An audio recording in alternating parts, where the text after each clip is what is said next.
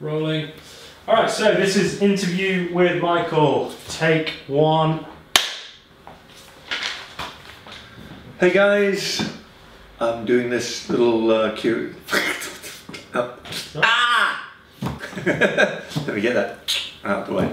There should be an outtakes, right? Oh, all this is going in. Yeah. I'm just going to start on that. I'm not even going to cut that. There you go. That's perfect. Hold on, I got the giggle. I really do. That's right. Time out. Remember the days you had to develop film? Mm-hmm. Hey guys, thanks for joining us today. This is in response to the question and answers that we put up on Instagram last week. Adam, fire away. What do you have for me? Alright, so the first question comes from Awaken with JP, and he said, why are Ferraris the apple of your eye over other supercars? Oh goodness me. Well, JP, why? They're just better on every level. They have a thoroughbred history, they are quality, they are sophistication, and overall they perform. I mean, they're just incredible cars.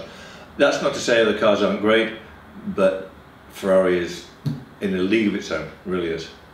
I am _ the best one says, how many watches do you own?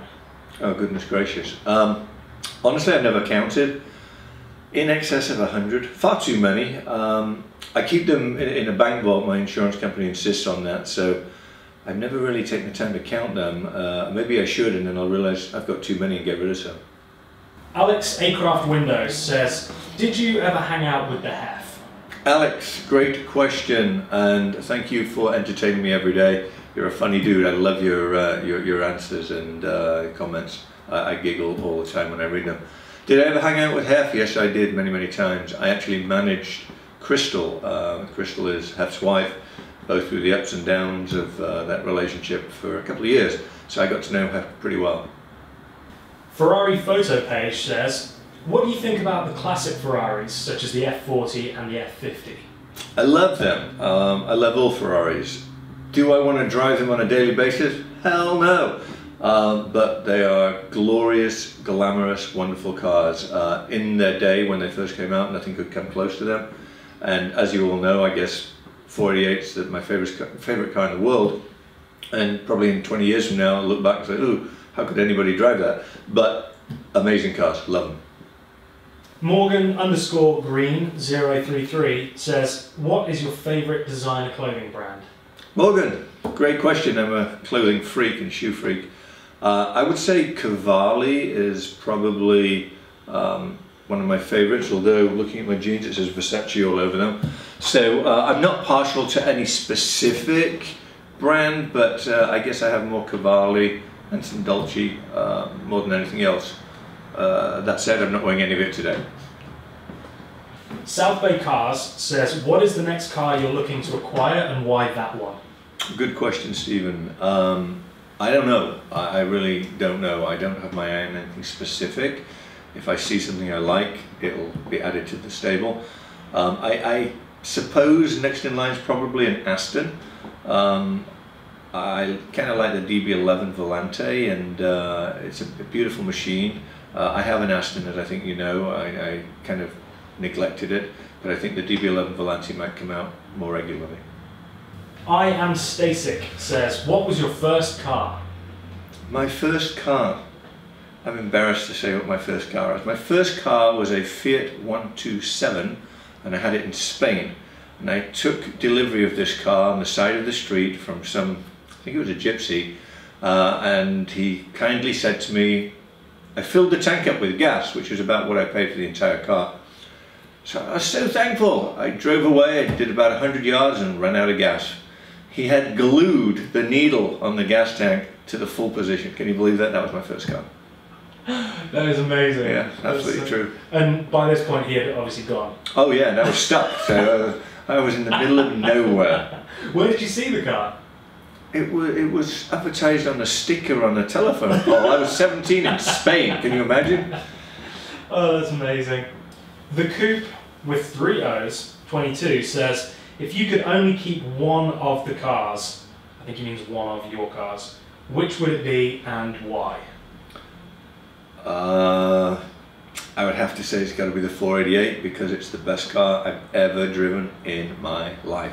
Nothing comes close. I don't care about any of the other cars I drive. I drive a Rolls Royce every day. Why? Because it's comfortable, it's luxurious, it gets me from A to B as nicely as any car could ever, but if I could only have one car, it's got to be the Ferrari.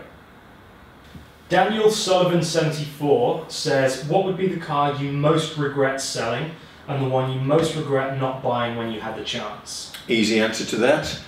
The one I most regret selling was my Enzo. I had an Enzo, I was offered a nice profit and I took it, and maybe 10 years later I was offered that exact Enzo back at double the price that I sold it for, so that was very painful. And the other car that I didn't buy that I should have was a Ferrari about 2.5 years ago.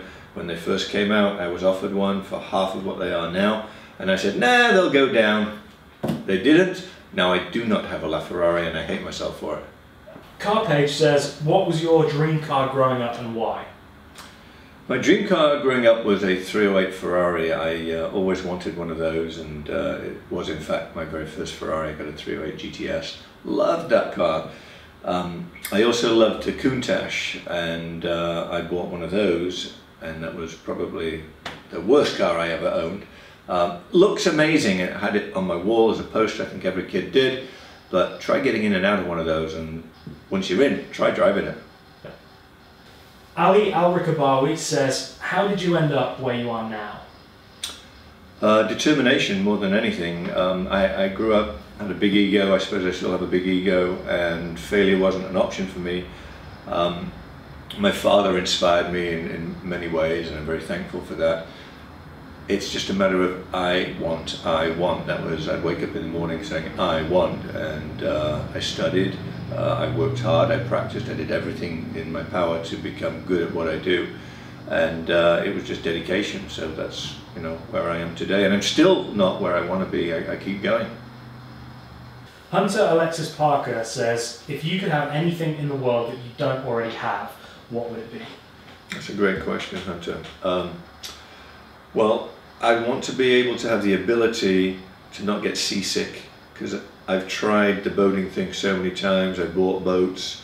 I've had some gorgeous boats, and I love boats, but boats don't love me. So I wish I had the human ability to not get seasick, and then I'd have a nice boat. That's brilliant, because Hunter was waiting for you to say, I would have a spaceship to go to the moon, and I would have a house on the moon, yeah. And in fact you're just like, I wish I didn't vomit on boats. That's exactly right, that's exactly right. GT Fortunate says, who inspires you and why? Hi Dowd, thanks for the question. Who inspires me? My father was my biggest inspiration ever. Everything I really know is because he taught me good and bad, right and wrong.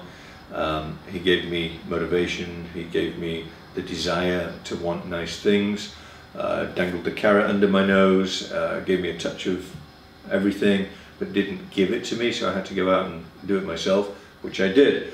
So he by far was my greatest inspiration, and to this day nobody surpassed that.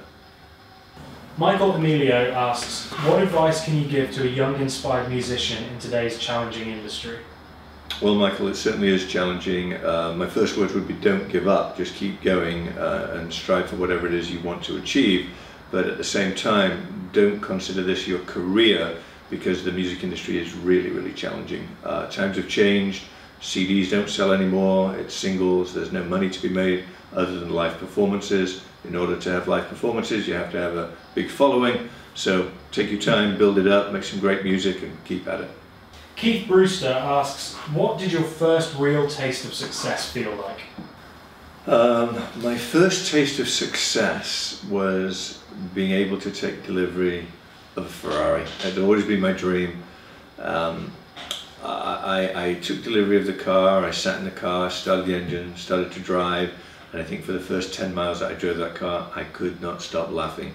It was the greatest experience, the greatest thrill. And to this day, I still, get in these nice toys, and it puts a smile on my face. I don't take it for granted, and I try to treat every day as my best day.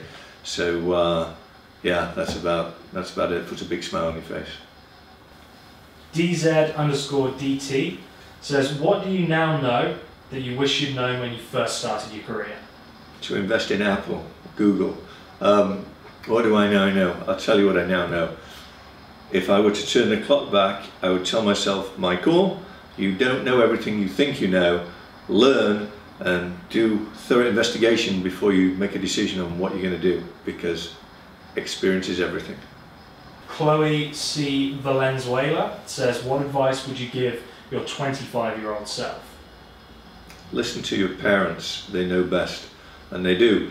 Because trust me, I didn't listen to my parents, and I wish I had at times. Looking back, they really do know, and they have the best interest in mind for you.